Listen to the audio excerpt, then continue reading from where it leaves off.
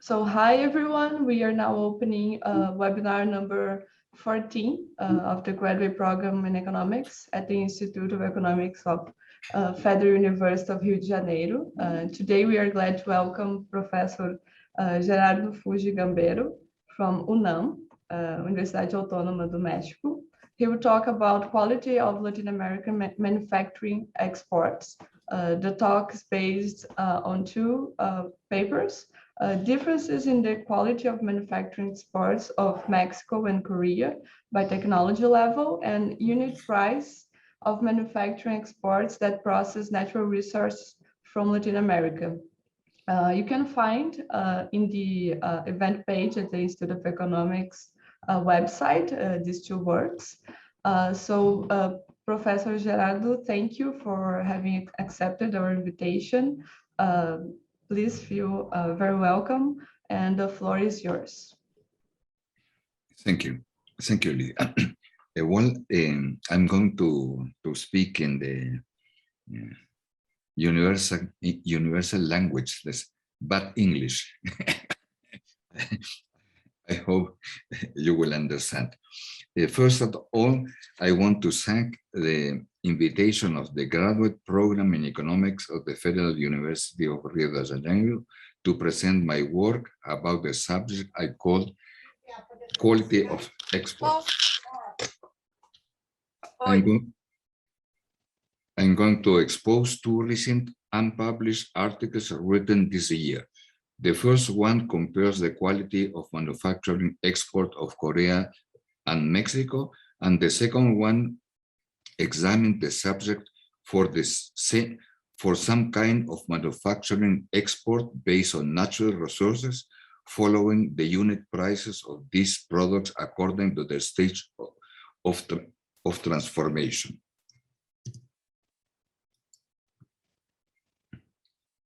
Here I show the written articles. The first one is written in Spanish and will be published by El Trimestre Económico, and the second one is not yet submitted.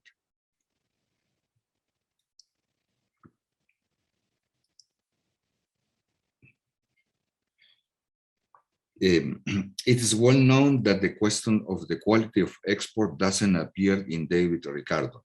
In his reasoning, the export of wine from Portugal to England and clothes from England to Portugal benefit the two countries. The discussion about the quality of exports appears in the last decades of the 19th century in Germany. Friedrich List notes that at that time, England was the leading exporter of manufacturing products, and that Germany must follow this way. Manuelescu in Romania, Prebisch and Mahalanobis in India were other noteworthy names in this discussion. In the literature, there are different criteria to assess the quality of export: the dynamics of the world demand for different kinds of products, the trend of the prices in the world market, and so on. I begin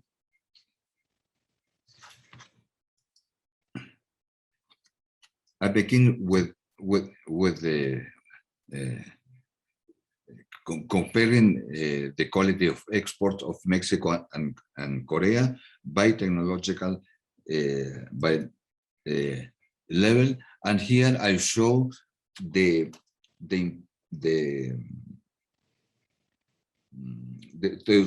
fact that manufacturing export, a broad definition of manufacturing export, make the biggest contribution to total export in both countries. In this field, it is important to precise the criteria of the classification of manufacturers by technological levels. In this article, I use the classification of the OECD of the OCDE.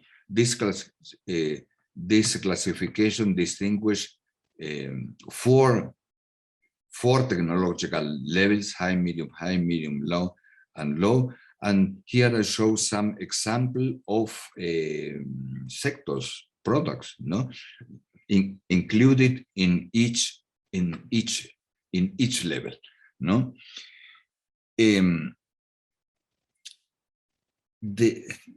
This classification was based in expenses, no, in expenses in research and development as a proportion of GDP and gross product by sector, and the results are based in an inquiry about enterprises. No? You know that very often the statisticians are secret agents. They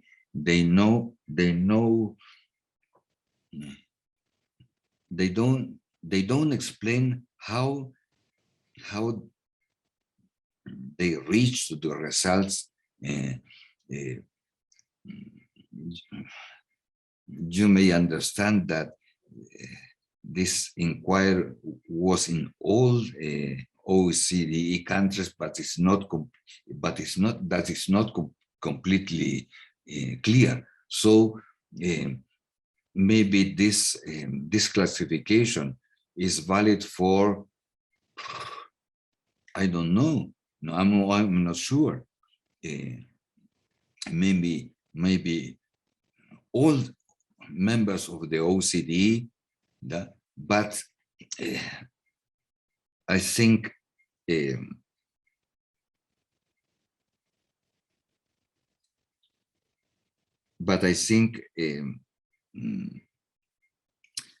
that maybe very we can discuss this is an open subject for individual countries, no? By example,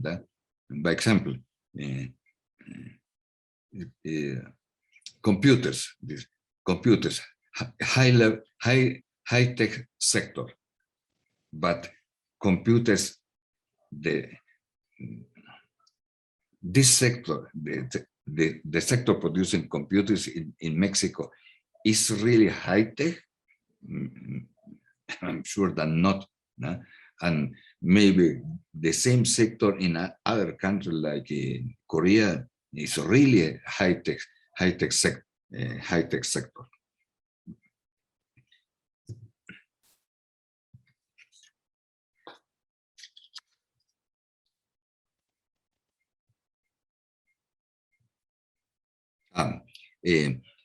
This slide shows the composition of manufacturing export by technological level, following the OECD classification, in percentage of manufacturing export in 3 years average. If we pay attention to the last year, 215 and 217, we see that the proportion of high-tech and medium-tech technology manufacturing export in both countries are high on very high. No? Then in medium-low technology products, no? The importance of these products in Korean export is much higher than in Mexico, and the lowest part of manufacturing export in both countries are in low-tech low-tech manufacturing exports. The indicators used to assess the quality of export in both countries are shown in this slide. I have not worked with the last indicator, domestic film in export, because the difficulties to have the data about this indicator. I think that it's important to work in this direction because the quality of export and the improving of it depends on the importance of exporting domestic film. By example, both countries export cars, but Mexico export cars of foreign film. Meanwhile, Korea export cars made by Korean film. And the presence of foreign or domestic exporting film, I think, is very important. Is a very important indicator of the quality of export in countries. The data we work with are shown in this.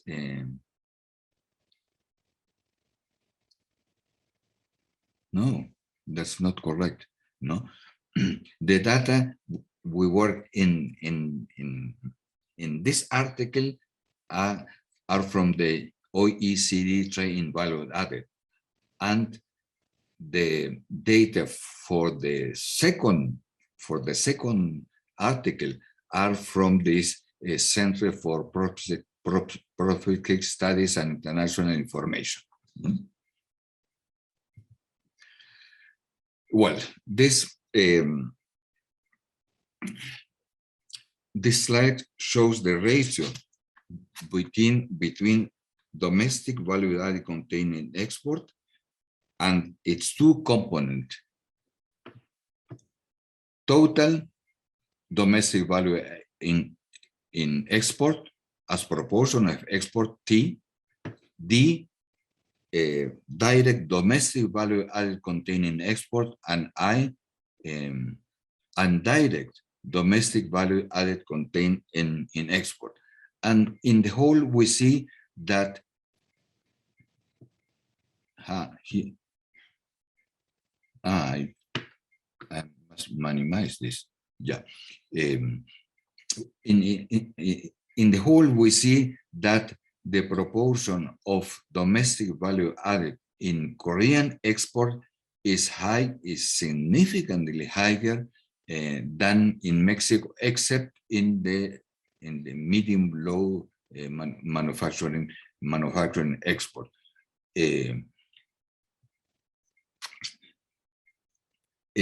And no, this is, I think, the main conclusion of this slide.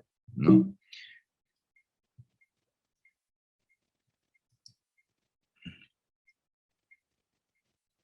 In this slide, this slide shows the use of Korean and Mexican domestic value added contained in export by importing countries in three parts: as inputs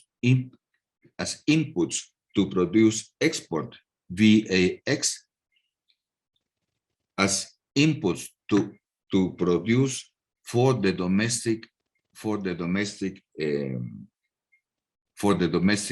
market, VADI; and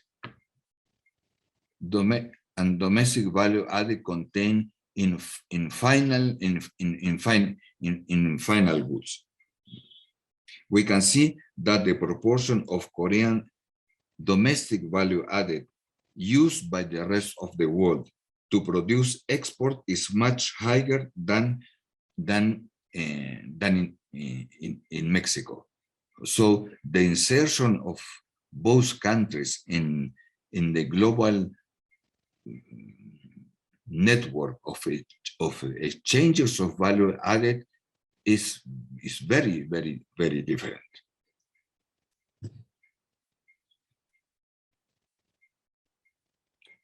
This slide shows the employment contained in exports, total, direct employment, and indirect employment contained in export in thousands of workers, no? And we see that in both countries the total employment contained in manufacturing and export is important, no? But the main difference between the two countries are that in Korea, no, for each direct worker in export are 1.43 indirect workers. Meanwhile, in Mexico, this ratio is 0.81. No, so in Mexico, in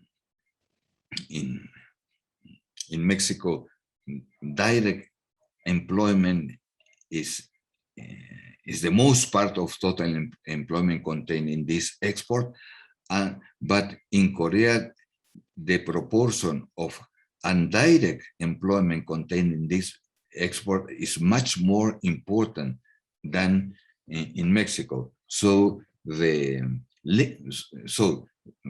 this shows that the linkages between direct and indirect exporting sector are much more important in Korea than in Mexico. Here I show the labor productivity in the export sector in thousands of dollars per worker. If I pay attention in the data for 2015, no, we see that in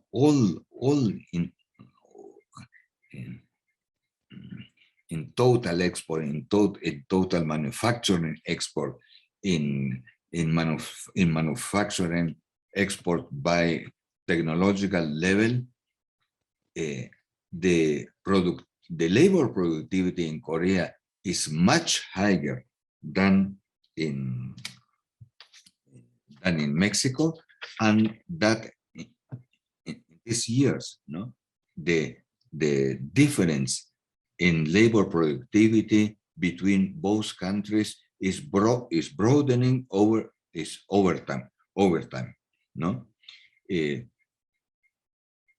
This indicator is connected with the wages.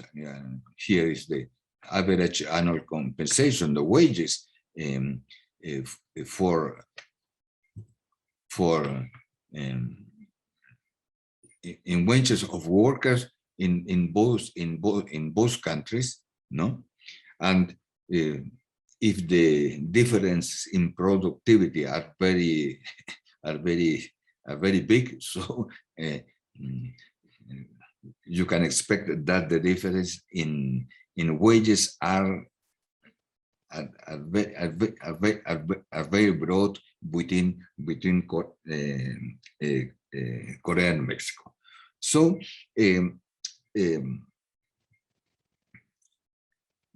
these are the main conclusions, maybe, no, of the first article.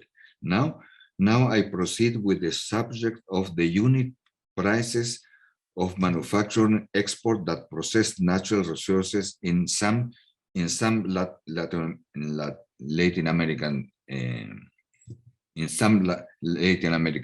countries. No, I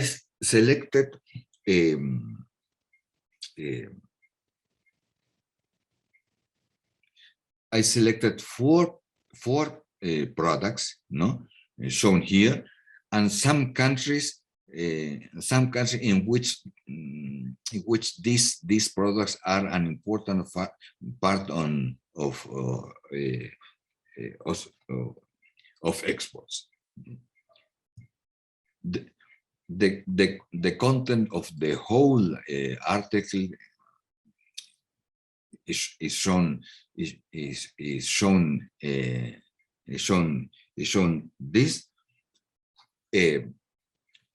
and the main part I'm going to show this is concentrated in this part of the article, and the unit prices along the processing chain. No, to answer the question, which are the manufacturers that possess natural resources, I follow the well-known LALS classification of manufacturers. No.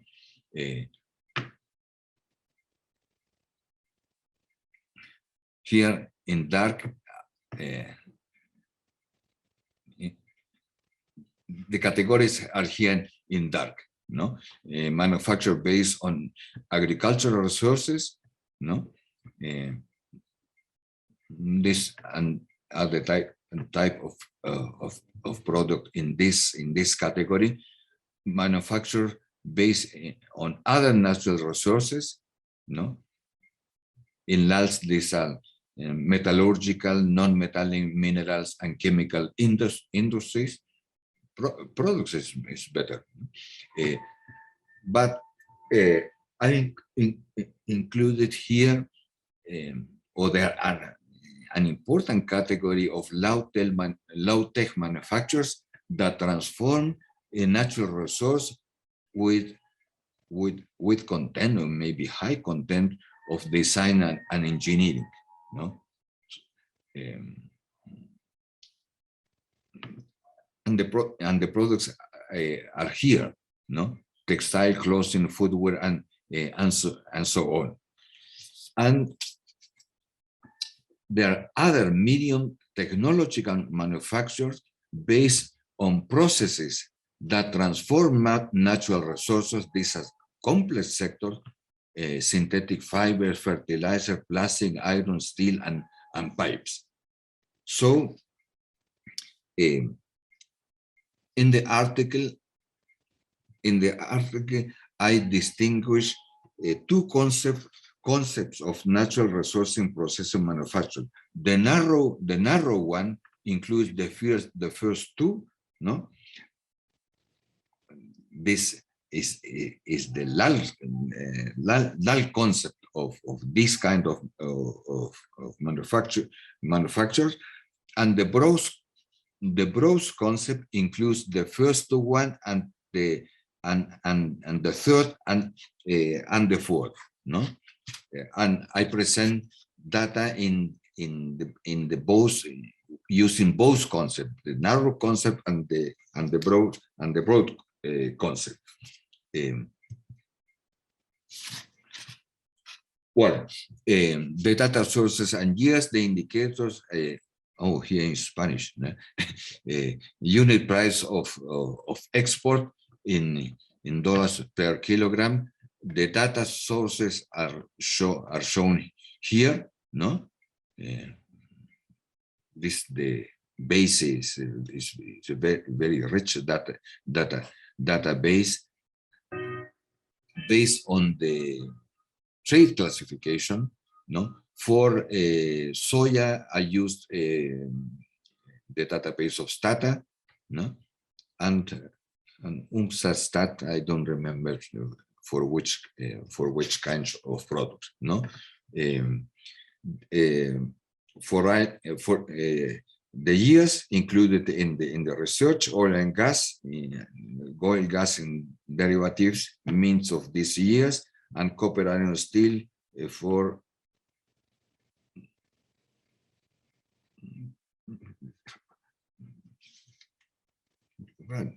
About the same years. No, the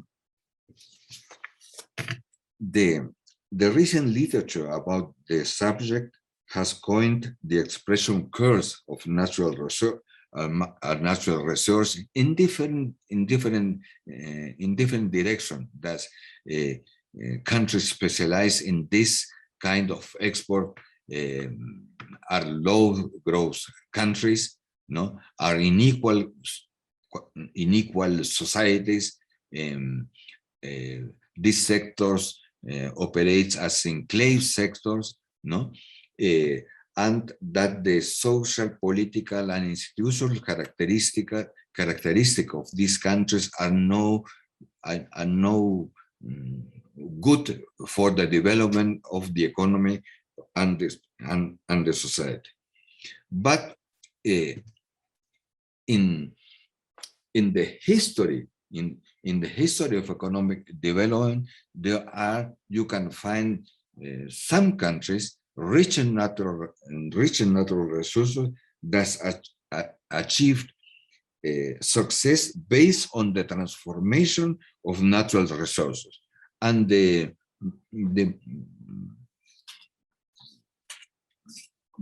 countries you can, the type of the countries you can find based on this transformation are the Scandinavian countries, no, exporting some kind of natural resource in which they were rich, no? And they built up an industry processing this kind of natural the natural resources, no?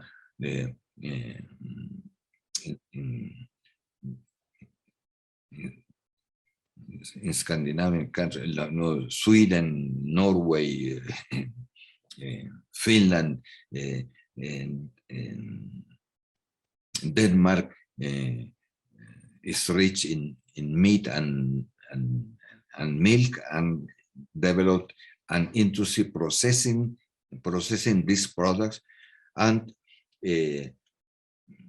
United States and the United States in Canada at the beginning of the 20th century were the most part of the export of this country consists of raw materials, no? So for some countries, this kind of specialization may be a course, but there are important in the history of the 20th century. There are an important exception, no, to this so-called course.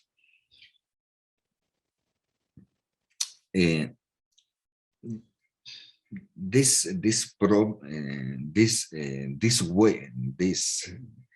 way of development was referred by Altman as stable theory of economic development.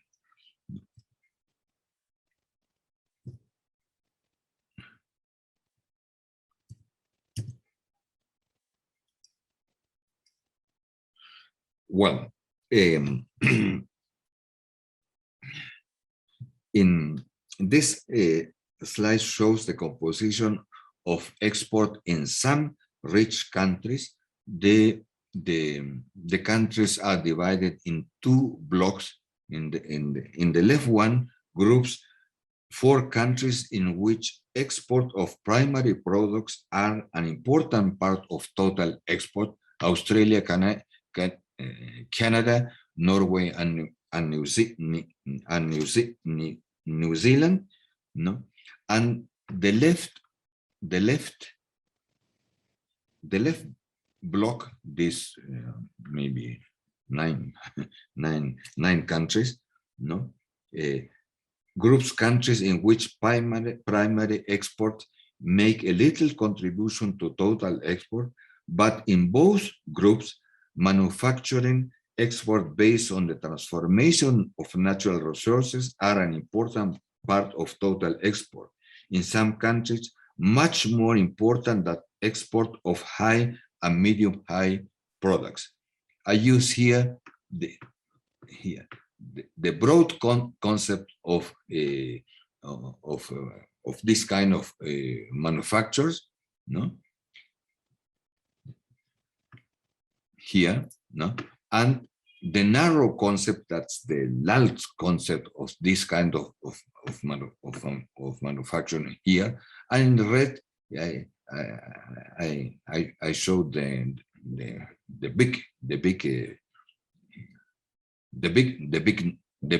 big numbers, no? So in the countries in the right block, no, they have an important sector, manufacturing sector, processing and exporting manufacturers based on in these resources, no? Like here in Finland, Sweden, China, and Italy. An important part of this product are based on the transformation and processing of natural resources. And so in the narrow concept of this kind of products, if we see that in Finland and Sweden, these are an important part of exports. No?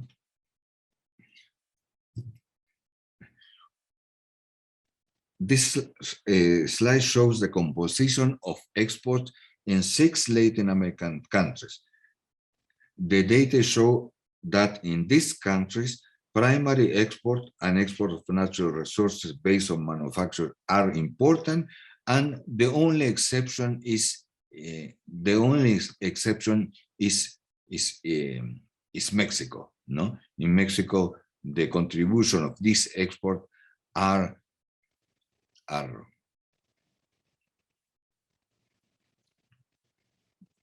much lower than in the other countries included in this in this slide.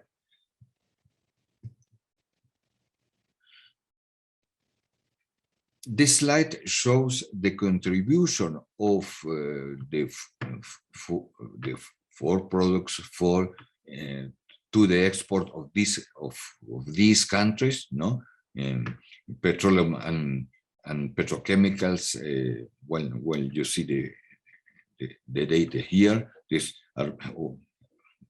we all know that in Venezuela is the most of export of petroleum and petrochemicals. In Chile and Peru, copper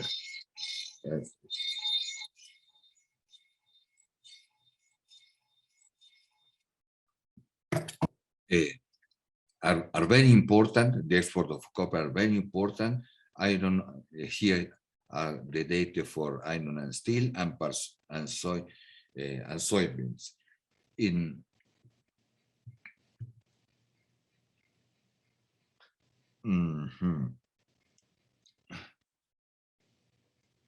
this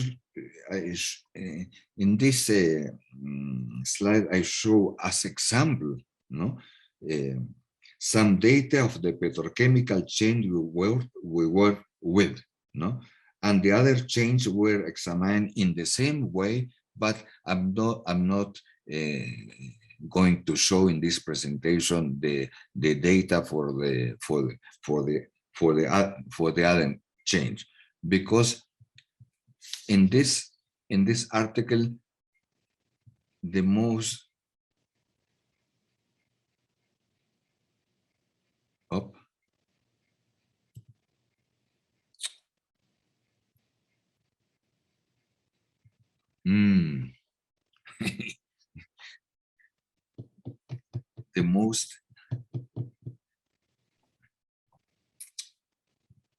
the most important part of the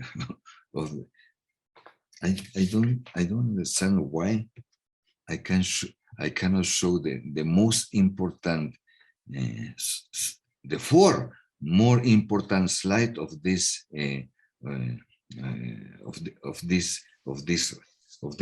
research, but no.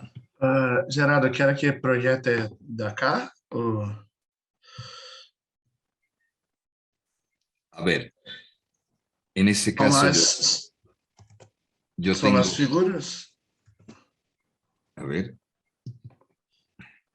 voy a ver.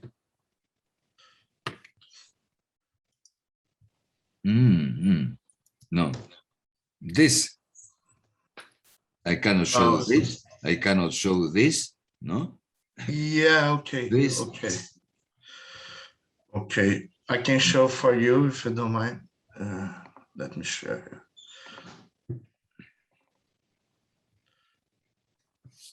yeah, thank you very much. No? Oh, sorry. No, this is the copper chain. I think this is second one. The Okay, petrochemicals. petrochemicals, yes. The transformation process of natural resources was divided in phases of increasing complexity. In the case of the petrochemical chain, we distinguish 5 steps, one to in axis, no? This is the increasing complexity, and the y-axis show the unit price of exports by countries that export these products. The side of the cycles indicate the value of export of these products for the selected countries. We can see that the unit prices increases accordingly to the complexity of the transformation process, no? Here, no?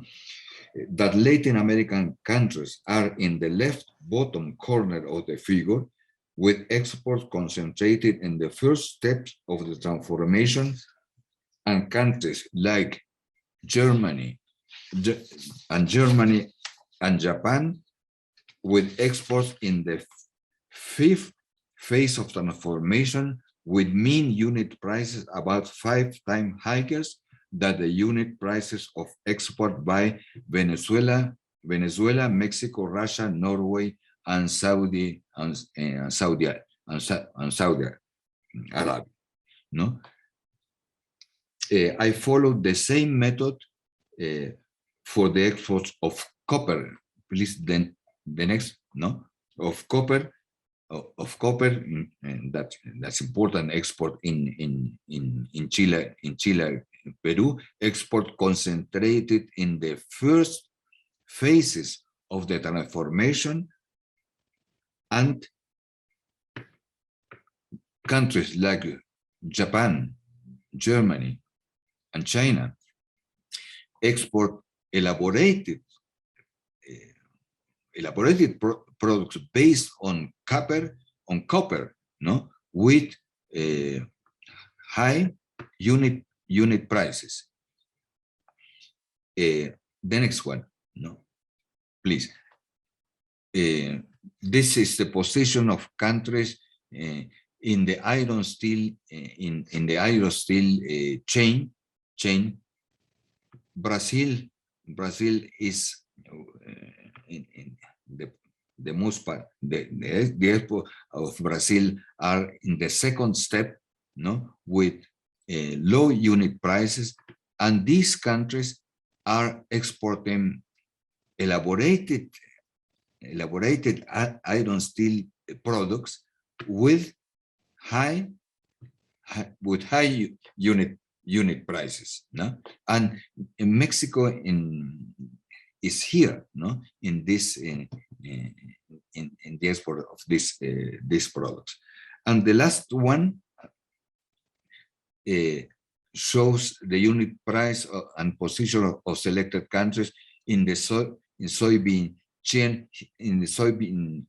Here, well, the difference is in prices is very low. It was not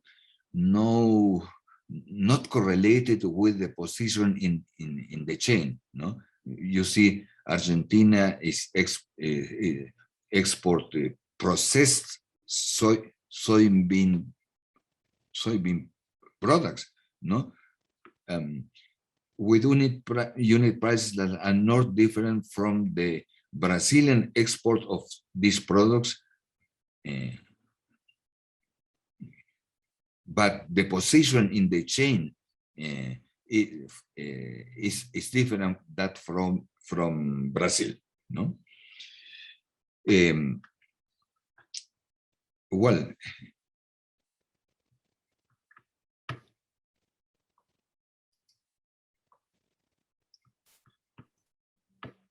I want to return to my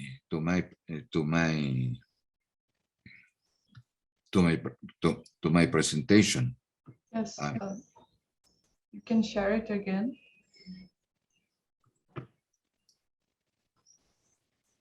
Yes, I'm finishing. Yeah,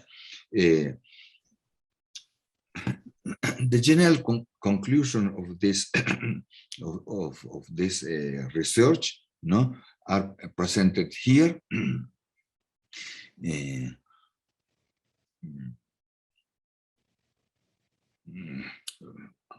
Well, in short, natural resources are not always scarce. That is an important conclusion. The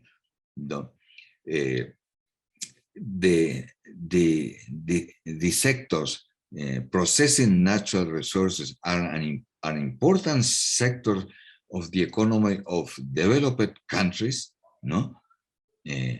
So these countries import natural resources, process them, and export high value products based on these products.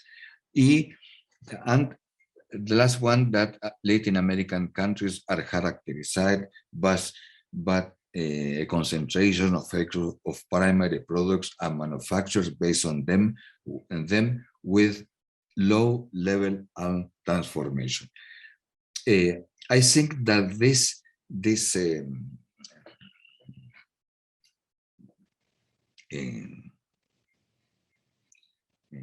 this research gives some ideas for the industrial policy for Latin American countries. This subject is not completely not discussed in Mexico, no, but I know that in South America there is an important debate about this problem, no. And if we talk about industrial policy directed to this sector, it's important to pay attention to China. China is developing. No, it's now an important exporter of manufacturing based on the transformation of natural resources in imported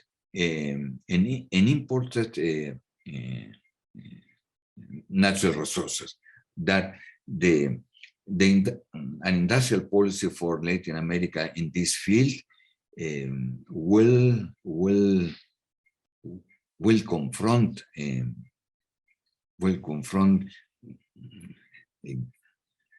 big obstacles, no, because the importance China has acquired in this field of international trade, no. So I conclude my presentation. So we have some minutes to answer questions or to debate about the presentation. So thank you, Professor Gerardo. Just stop the recording.